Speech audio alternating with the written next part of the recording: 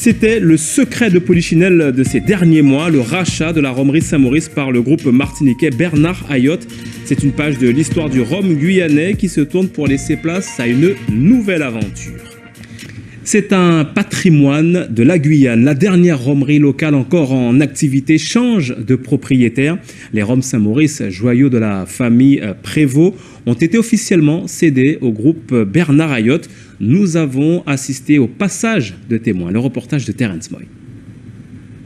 Grégoire Guéden, au cœur du trésor de l'Ouest guyanais. Il représente le groupe Bernard Ayotte. C'est lui qui prend le relais d'Ernest Prévost aux commandes de la rhomerie Saint-Maurice pour apporter une énergie nouvelle. Mais qu'est-ce qu'on pourrait faire pour augmenter la production globalement? Qu'est-ce qu'il faut aller plus sur de l'accompagnement agronomique avec les planteurs ou de l'engrais? Directeur de la filière rhum pour son entreprise, Grégoire assure avoir toute connaissance de la valeur de la belle cabresse, de la force de son image et de la particularité de sa saveur. Le goût, non, je crois que ce serait une folie de changer quoi que ce soit. Il est parfait, il faut pas y toucher.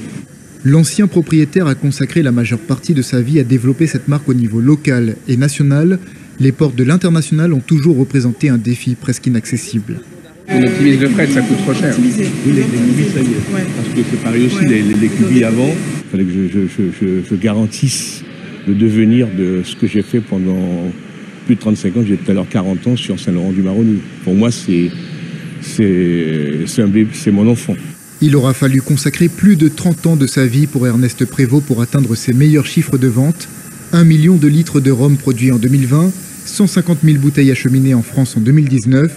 Pour faire mieux, il faut investir bien plus. C'est toute une structure opérationnelle avec les compétences et les moyens qu'il faut. Et ça, je n'aurais pas pu aller à ce stade-là. Et la Guyane a besoin de ça pour se faire connaître. Et c'est toute l'ambition du nouveau propriétaire. Conserver l'emblème guyanais intact, doubler la production d'ici 5 ans, développer le tourisme autour de l'unique distillerie de Guyane.